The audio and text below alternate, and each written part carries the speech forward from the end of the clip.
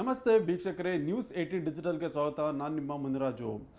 ಇನ್ನು ಮುಂದೆ silicon city ಬೆಂಗಳೂರಿನಲ್ಲಿ ಕುಡಿದು ವಾಹನ ಚಲಾಯಿಸಿದರೆ ನಿಮ್ಮ ಡ್ರೈವಿಂಗ್ ಲೈಸೆನ್ಸ್ಗೆ ಕುತ್ತು ಬರುತ್ತೆ. ಇಂಥ ಒಂದು ಯೋಜನೆಯನ್ನು ಈಗ ಸಂಚಾರ ಪೊಲೀಸರು ಕೂಡ ಮಾಡ್ತಾ ಇದ್ದು, ಇನ್ನು ಮುಂದೆ ಯಾರಾದರೂ ನಗರದಲ್ಲಿ ಮದ್ಯಪಾನ ಮಾಡಿ ವಾಹನಗಳನ್ನು ಚಲಾವಣೆ ಮಾಡಿದರೆ ಅವರ ಒಂದು ಡ್ರೈವಿಂಗ್ ಲೈಸೆನ್ಸನ್ನು ಅಮಾನತು ಮಾಡುವಂಥದ್ದು ಅಥವಾ ಕ್ಯಾನ್ಸಲ್ ಮಾಡೋದಕ್ಕೆ ಶಿಫಾರಸು ಕೂಡ ಮಾಡ್ತಾ ಇದ್ದಾರೆ. ಈಗಾಗಲೇ ಕಳೆದ ವರ್ಷ ಇದೇ ರೀತಿಯಾಗಿ ಸಾಕಷ್ಟು ಮಂದಿ ಒಂದು ಡ್ರೈವಿಂಗ್ ಲೈಸೆನ್ಸನ್ನು ಶಿಫಾರಸು ಮಾಡಿದ್ರು. ಮತ್ತೆ ಎಷ್ಟು ಕ್ಯಾನ್ಸಲ್ ಆಗಿದೆ ಮತ್ತು ಎಷ್ಟು ಮಂದಿ ಅದನ್ನ ಶಿಫಾರಸು ಮಾಡಿದ್ರು ಅನ್ನೋದ್ರ ಬಗ್ಗೆ ಸಂಪೂರ್ಣ ಮಾಹಿತಿಯನ್ನು ನಾನು ನಿಮಗೆ ಕೊಡ್ತೀನಿ. ಅದಕ್ಕೂ ಮುನ್ನ ನೀವು ನಮ್ಮ ಯೂಟ್ಯೂಬ್ ಚಾನಲನ್ನು ಸಬ್ಸ್ಕ್ರೈಬ್ ಮಾಡಿ ಮತ್ತು ಬೆಲ್ ಬಟನನ್ನು ಒತ್ತಿ, ಹಾಗೂ ನಮ್ಮ ಫೇಸ್ಬುಕ್ ಮತ್ತು ಇನ್ಸ್ಟಾಗ್ರಾಮ್ ಪೇಜನ್ನು ಫಾಲೋ ಮಾಡಿ. ವೀಕ್ಷಕರೇ, ಬೆಂಗಳೂರು ನಗರದಲ್ಲಿ ಡ್ರಿಂಕ್ ಆ್ಯಂಡ್ ಡ್ರೈವ್ ಪ್ರಕರಣಗಳು ದಿನೇ ದಿನೇ ಹೆಚ್ಚಾಗ್ತಾ ಇದೆ. ಪೊಲೀಸರು ಕೂಡ ರಾತ್ರಿ ವೇಳೆ ಮತ್ತು ವೀಕೆಂಡ್ನಲ್ಲಿ ಹೆಚ್ಚಿನ ಸಂಖ್ಯೆಯಲ್ಲಿ ವಾಹನಗಳನ್ನು ತಪಾಸಣೆ ಮಾಡಿ ಯಾರು ಮದ್ಯಪಾನ ಮಾಡಿ ವಾಹನ ಚಲಾವಣೆ ಮಾಡ್ತಿರ್ತಾರೆ ಅಂಥವರನ್ನು ಪತ್ತೆ ಮಾಡಿ ಅವ್ರ ಮೇಲೆ ಕೇಸನ್ನು ಕೂಡ ದಾಖಲು ಮಾಡ್ತಾ ಇದ್ದಾರೆ. ಕೇಸ್ ದಾಖಲು ಬಳಿಕ ಅವರು ಕೋರ್ಟ್ನಲ್ಲಿ ಹೋಗಿ ಏನು ಮದ್ಯಪಾನ ಮಾಡಿ ವಾಹನ ಚಲಾಯಿಸೋದ ಬಗ್ಗೆ ಒಂದು ದಂಡ ಏನಿರುತ್ತೆ ಅದನ್ನು ಪಾವತಿ ಕೂಡ ಮಾಡಬೇಕಾಗುತ್ತೆ. ಆದರೆ ಇನ್ನಷ್ಟು ಕಠಿಣ ಕ್ರಮಗಳನ್ನು ಜಾರಿ ಮಾಡುವಂಥ ಸಲುವಾಗಿ ಪೊಲೀಸರು ಕೂಡ ಕಳೆದ ಒಂದು ವರ್ಷದಿಂದ ಒಂದು ಸ್ವಲ್ಪ ಕಠಿಣ ಕ್ರಮವನ್ನು ಕೂಡ ಕೈಗೊಳ್ತಾ ಇದ್ದಾರೆ. ಅಂದರೆ ಮದ್ಯಪಾನ ಮಾಡಿ ಯಾರು ವಾಹನ ಚಲಾಯಿಸ್ತಾರೆ ಅಂಥವರ ಒಂದು ಡ್ರೈವಿಂಗ್ ಲೈಸೆನ್ಸನ್ನು ಕ್ಯಾನ್ಸಲ್ ಮಾಡೋದಕ್ಕೆ RTOಗೆ ಒಂದು ಶಿಫಾರಸು ಮಾಡುವಂಥ ಪ್ರಕ್ರಿಯೆ ಕೂಡ ಕಳೆದ ವರ್ಷದಿಂದ ನಡೀತಾ ಇದೆ. ಆ ಒಂದು ಪ್ರಕ್ರಿಯೆ ಅನುಸಾರವಾಗಿ ಕಳೆದ ವರ್ಷ ಅಂದರೆ 2025ರಲ್ಲಿ ಸುಮಾರು 12,900 ಮಂದಿಯ ವಾಹನ ಚಾಲಕರಿದ್ದರೆ ಅವರ ಒಂದು ಡ್ರೈವಿಂಗ್ ಲೈಸೆನ್ಸನ್ನು ಅಮಾನತು ಮಾಡುವಂಥದ್ದು ಅಥವಾ ಕ್ಯಾನ್ಸಲ್ ಮಾಡಬೇಕು ಅಂತೇಳಿ ಒಂದು ಶಿಫಾರಸನ್ನು ಕೂಡ ಮಾಡಿದರು. ಇದಕ್ಕೆ ಸಂಬಂಧಪಟ್ಟಂತೆ RTO ಅಧಿಕಾರಿಗಳು ಆ 12,900 ಮಂದಿಯ ಒಂದು ಡ್ರೈವಿಂಗ್ ಲೈಸೆನ್ಸನ್ನು ಪರಿಶೀಲನೆ ಮಾಡಿ ಅವರ ಒಂದು ವಿವರಣೆಯನ್ನು ಕೂಡ ಪಡ್ಕೊಂಡಿದ್ದಾರೆ. ನಂತರ ಅದರಲ್ಲಿ ಸುಮಾರು 11,500 ಮಂದಿಯ ಒಂದು ಡ್ರೈವಿಂಗ್ ಲೈಸೆನ್ಸನ್ನು ಕ್ಯಾನ್ಸಲ್ ಕೂಡ ಮಾಡಿದ್ದಾರೆ. ಅಂದ್ರೆ ಕ್ಯಾನ್ಸಲ್ ಅಂದ್ರೆ ಸಂಪೂರ್ಣವಾಗಿ ಕ್ಯಾನ್ಸಲ್ ಆಗುವುದಿಲ್ಲ, ಇಂತಿಷ್ಟು ವರ್ಷ ಅಂತೇಳಿ RTO ಅಧಿಕಾರಿಗಳು ಅದನ್ನ ಅಮಾನತು ಮಾಡ್ತಾರೆ ಅಥವಾ ಕ್ಯಾನ್ಸಲ್ ಮಾಡಿ ಅವರಿಗೆ ಡ್ರೈವಿಂಗ್ ಲೈಸೆನ್ಸ್ ಕೂಡ ಕ್ಯಾನ್ಸಲ್ ಮಾಡಿರ್ತಾರೆ. ಆ ಬಳಿಕ ಅವ್ರಿಗೆ ಏನು ಇಂತಿಷ್ಟು ವರ್ಷ ಅಂತೇಳಿ ನಿಗದಿಯಾಗಿರುತ್ತೆ, ಆ ಒಂದು ವರ್ಷ ಕಂಪ್ಲೀಟ್ ಆದ ಬಳಿಕ ಪುನಃ ಅವರು ಹೊಸದಾಗಿ ಅರ್ಜಿಯನ್ನು ಸಲ್ಲಿಕೆ ಮಾಡುವಂತ ಪ್ರಕ್ರಿಯೆ ಕೂಡ ಆರಂಭ ಆಗುತ್ತೆ. ಸದ್ಯ ಈಗ ನಗರದಲ್ಲಿ ಕೂಡ ಈ ರೀತಿಯ ಒಂದು ಪ್ರಕ್ರಿಯೆ ಏನಿದೆ ಅದನ್ನ ಈ ವರ್ಷವೂ ಕೂಡ ಮತ್ತಷ್ಟು ಕಠಿಣ ರೂಪದಲ್ಲಿ ಜಾರಿ ಮಾಡಬೇಕು ಮತ್ತೆ ಜಾರಿಗೆ ತರಬೇಕು ಅಂತೇಳಿ ಕೂಡ ಈಗ ಸಂಚಾರ ಪೊಲೀಸರು ಮುಂದಾಗಿದ್ದು, ಈ ವರ್ಷವೂ ಕೂಡ ಡ್ರಿಂಕ್ ಅಂಡ್ ಡ್ರೈವ್ ಮಾಡಿ ವಾಹನ ಯಾರು ಚಲಾಯಿಸ್ತಾರೆ ಅಂಥವರನ್ನ ಪತ್ತೆ ಮಾಡಿ ಏನು ಈ ರೀತಿ ಡ್ರೈವಿಂಗ್ ಲೈಸೆನ್ಸ್ ಕ್ಯಾನ್ಸಲ್ ಮಾಡುವಂಥ ಪ್ರಕ್ರಿಯೆ ಏನಿದೆ ಅದಕ್ಕೆ ಒಳಪಡಿಸಬೇಕು ಅಂತೇಳಿ ಕೂಡ ಸಾಕಷ್ಟು ತಯಾರಿಯನ್ನು ಮಾಡ್ಕೊಳ್ತಾ ಇದ್ದಾರೆ. ಮತ್ತೆ ಅದಕ್ಕೆ ಸಂಬಂಧಪಟ್ಟಂತೆ ಈ ಬಾರಿ ಮತ್ತಷ್ಟು ಏನು ಹೆಚ್ಚಿನ ಸಂಖ್ಯೆಯಲ್ಲಿ ಇದನ್ನು ತಪಾಸಣೆ ಮಾಡಬೇಕು. ಮತ್ತೆ ಯಾರು ನಗರದಲ್ಲಿ ಏನು ಕುಡಿದು ವಾಹನಗಳನ್ನು ಓಡಿಸ್ತಾ ಇರ್ತಾರೆ ಅಂಥವರನ್ನ ಹೆಚ್ಚಿನ ಸಂಖ್ಯೆಯಲ್ಲಿ ಪತ್ತೆ ಮಾಡಿ ಅವರ ಒಂದು DL ಅನ್ನ ಅಮಾನತು ಮಾಡುವಂಥದ್ದು ಅಥವಾ ಕ್ಯಾನ್ಸಲ್ ಮಾಡೋದಕ್ಕೆ ಶಿಫಾರಸು ಮಾಡೋದಕ್ಕೆ ಕೂಡ ಮುಂದಾಗ್ತಾ ಇದ್ದಾರೆ. ಆದ್ರಿಂದ ಈ ಒಂದು ಕಾರ್ಯಾಚರಣೆಯನ್ನ ನಗರದ ಎಲ್ಲಾ ವಿಭಾಗದಲ್ಲೂ ಕೂಡ ಜಾರಿ ಮಾಡಬೇಕು. ಮತ್ತೆ ಪ್ರತಿಯೊಂದು ಸಂಚಾರ ಠಾಣಾ ವ್ಯಾಪ್ತಿಯಲ್ಲೂ ಕೂಡ ಇದನ್ನ ಜಾರಿ ಮಾಡಿ ಪ್ರತಿ ಯಾರು ಏನು ವೀಕೆಂಡ್ ಇರ್ಬೋದು ಅಥವಾ ರಾತ್ರಿ ವೇಳೆ ಈ ಒಂದು ಕಾರ್ಯಾಚರಣೆಯನ್ನ ಹೆಚ್ಚಿನ ಸಂಖ್ಯೆಯಲ್ಲಿ ಪೊಲೀಸರನ್ನ ನಿಯೋಜನೆ ಮಾಡಿ ವೆಹಿಕಲ್ಸ್ ಅನ್ನ ಚೆಕ್ ಮಾಡಬೇಕು ಅಂತೇಳಿ ಕೂಡ ಈಗ ಸೂಚನೆ ನೀಡಲಾಗಿದೆ. ಆ ಸಲುವಾಗಿ ಈ ಒಂದು ಕಾರ್ಯಾಚರಣೆಗೆ ಮತ್ತಷ್ಟು ವೇಗ ಮತ್ತೆ ಸಿಬ್ಬಂದಿಯನ್ನ ಕೊಟ್ಟು ಏನು ಮದ್ಯಪಾನ ಮಾಡಿ ಯಾರು ವಾಹನ ಚಲಾವಣೆ ಮಾಡ್ತಾರೆ ಅಂಥವರನ್ನ ಪತ್ತೆ ಮಾಡುವಂಥ ಕೆಲಸವನ್ನು ಕೂಡ ಈಗ ಸಂಚಾರ ಪೊಲೀಸರು ಬಿಗಿಯಾಗಿ ಮಾಡ್ತಾ ಇದ್ದಾರೆ. ಯಾಕಂದ್ರೆ ಡ್ರಿಂಕ್ ಅಂಡ್ ಡ್ರೈವ್ ಮಾಡಿ ವಾಹನ ಚಲಾವಣೆ ಮಾಡೋದ್ರಿಂದ ಏನು ಬೇರೆ ವಾಹನ ಸವಾರರಿಗೂ ಕೂಡ ಒಂದು ತೊಂದರೆ ಆಗ್ಬೋದು, ಮತ್ತೆ ಅಪಘಾತಗಳ ಸಂಖ್ಯೆ ಕೂಡ ಹೆಚ್ಚಾಗುತ್ತೆ. ಮತ್ತೆ ಏನು ಪ್ರಯಾಣಿಕರಿರ್ಬೋದು ಮತ್ತೆ ಆ ಒಂದು ವೆಹಿಕಲ್ ನಲ್ಲಿ ಹೋಗುವಂತ ಪ್ರಯಾಣಿಕರೇನಿದ್ರೆ ಅವ್ರಿಗೂ ಕೂಡ ಇದು ಜೀವಕ್ಕೆ ತೊಂದರೆ ಉಂಟು ಮಾಡುತ್ತೆ. ಆದ್ರಿಂದ ಅಪಘಾತಗಳನ್ನ ತಡೆಗಟ್ಟಬೇಕು ಮತ್ತೆ ಸಂಚಾರ ನಿಯಮಗಳನ್ನ ಕಟ್ಟುನಿಟ್ಟಾಗಿ ಜಾರಿ ಮಾಡುವಂತ ಸಲುವಾಗಿ ಈ ಒಂದು ಕ್ರಮಕ್ಕೆ ಈಗ ಪೊಲೀಸರು ಕೂಡ ಮುಂದಾಗ್ತಾ ಇದ್ದಾರೆ.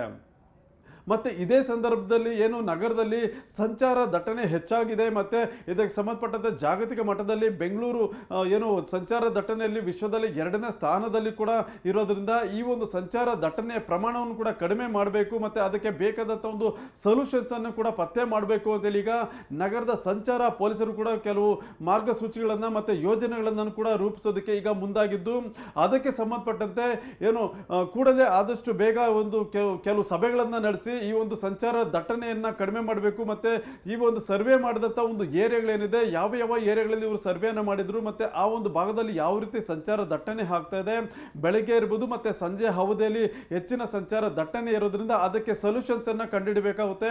ಆದ್ರಿಂದ ಈಗ ಸಂಚಾರ ಪೊಲೀಸರು ಕೂಡ ಈ ಒಂದು ದಟ್ಟಣೆಯನ್ನ ಕಡಿಮೆ ಮಾಡುವಂತ ಸಲುವಾಗಿ ಮತ್ತೆ ಅದಕ್ಕೆ ಪರಿಹಾರವನ್ನು ಕೂಡ ಕಂಡುಕೊಳ್ಳೋ ಸಲುವಾಗಿ ಸಭೆಗಳನ್ನ ಕೂಡ ನಡೆಸೋದಕ್ಕೆ ಮುಂದಾಗಿದ್ದು, ಇದೇ ಮಂಗಳವಾರ ಏನು ಬೆಂಗಳೂರು ಹೊರವಲಯದ ಒಂದು ಔಟರ್ ರಿಂಗ್ ರಸ್ತೆಯಲ್ಲಿ ಇರುವಂತಹ ಒಂದು ಸಾಫ್ಟ್ವೇರ್ ಕಂಪ್ನಿಗಳಿರ್ಬೋದು ಮತ್ತೆ ಬೇರೆ ಬೇರೆ ಕಂಪನಿಗಳೇನಿದೆ ಆ ಒಂದು ಕಂಪನಿಗಳ ಮುಖ್ಯಸ್ಥರ ಜೊತೆ ಒಂದು ಸಭೆಯನ್ನು ಕೂಡ ಕರೆದಿದ್ದು ಅಲ್ಲಿ ಏನು ಆ ಒಂದು ಕಂಪನಿಗಳಿಗೆ ಬರುವಂತಹ ಏನು ವೆಹಿಕಲ್ಸ್ ಇರ್ಬೋದು ಮತ್ತೆ ಸಿಬ್ಬಂದಿ ತಮ್ಮ ಸ್ವಂತ ವಾಹನದಲ್ಲಿ ಏನು ಬರ್ತಾರೆ ಅವರಿಗೆ ಒಂದು ಕೂಡ ಮಾರ್ಗಸೂಚಿಗಳನ್ನು ಮಾಡೋದಕ್ಕೆ ಕೂಡ ಮುಂದಾಗಿದ್ದು ಅವರ ಜೊತೆ ಚರ್ಚೆ ನಡೆಸಿ ಈ ಒಂದು ಟ್ರಾಫಿಕ್ಗೆ ಬೇಕಾದಂತಹ ಒಂದು ಸೊಲ್ಯೂಷನ್ಸ್ ಅನ್ನು ಕೂಡ ಕಂಡುಕೊಳ್ಳೋದಕ್ಕೆ ಮುಂದಾಗ್ತಾ ಇದ್ದಾರೆ.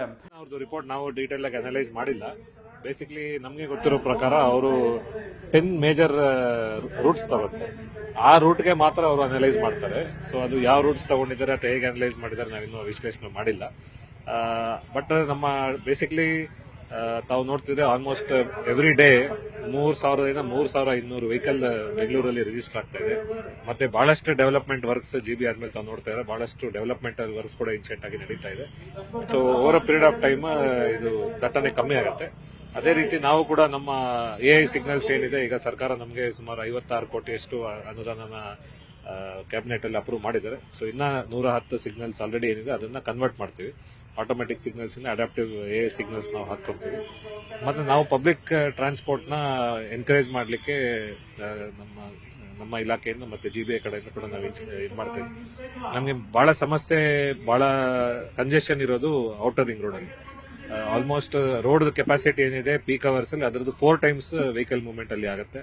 ಸೊ ಇದಕ್ಕೆ ಸಂಬಂಧಪಟ್ಟಂಗೆ ನಾವು ಫೆಬ್ರವರಿ 1st ವೀಕಲ್ಲಿ ನಮ್ಮ ಕಮಿಷನರ್ ಸಾಹೇಬ್ರವರ ಅಧ್ಯಕ್ಷತೆಯಲ್ಲಿ GBI ಇತರ ಗವರ್ಮೆಂಟ್ ಇಲಾಖೆ ಮತ್ತೆ ಅಲ್ಲಿ ಬರೋ ಸುಮಾರು 500 ಆಡ್ ಕಂಪನಿಗಳೇನಿದೆ ಅದರಲ್ಲಿ ಯಾರು ಮುಖ್ಯಸ್ಥರು ಮತ್ತೆ ಡಿಸಿಷನ್ ಮೇಕರ್ಸ್ ಇದ್ದಾರೆ ಅವ್ರ ಸಮ್ಮುಖದಲ್ಲಿ ಎಲ್ಲರೂ ಒಂದು ಮೀಟಿಂಗ್ ಮಾಡಿ ಅಲ್ಲಿ ವೆಹಿಕಲ್ ನ ಕಮ್ಮಿ ಮಾಡ್ಲಿಕ್ಕೆ ಮತ್ತೆ ಪಬ್ಲಿಕ್ ಟ್ರಾನ್ಸ್ಪೋರ್ಟ್ BMTC ಅಥವಾ ಶಟಲ್ ಸರ್ವಿಸಸ್ ಅಥವಾ ಕಾರ್ ಪೂಲಿಂಗ್ ಜಾಸ್ತಿ ಮಾಡ್ಲಿಕ್ಕೆ ಯಾವ ತರ ಒಂದು ಕಾರ್ಯರೂಪನ ಮಾಡಬೇಕಂತ ಹೇಳಿ ಅಲ್ಲಿ ಫೆಬ್ರವರಿ 1st ವೀಕಲ್ಲಿ ಒಂದು ಮೀಟಿಂಗ್ ಮಾಡಿ ಡಿಸೈಡ್ ಮಾಡಿ ಅಲ್ಲಿ ನಾವು ವೆಹಿಕಲ್ಸ್ ನ ಕಮ್ಮಿ ಮಾಡಿದ್ರೆ ಅದರ ಎಫೆಕ್ಟ್ ಸಿಟಿ ಆಗುತ್ತೆ ಅಂತ ನಮಗೆ ಕಾಣುತ್ತೆ.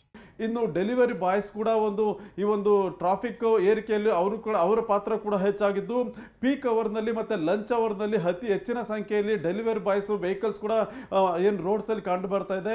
ಅದರಿಂದ ಅವ್ರಿಗೂ ಕೂಡ ಸ್ವಲ್ಪ ಗೈಡ್ಲೈನ್ಸ್ ಅನ್ನು ಮಾಡೋದಕ್ಕೆ ಮತ್ತು ಮಾರ್ಗಸೂಚಿಯನ್ನು ಕೂಡ ಮಾಡಿ ಯಾವ ರೀತಿ ಒಂದು ಸಂಚರಿಸಬೇಕು ಮತ್ತು ಯಾವ್ಯಾವ ರಸ್ತೆಗಳನ್ನು ಬಳಕೆ ಮಾಡಬೇಕು ಅನ್ನೋದ್ರ ಬಗ್ಗೆ ಮಾರ್ಗದರ್ಶನವನ್ನು ನೀಡೋದಕ್ಕೆ ಕೂಡ ಈಗ ಪೊಲೀಸರು ಮುಂದಾಗ್ತಾ ಇದ್ದಾರೆ.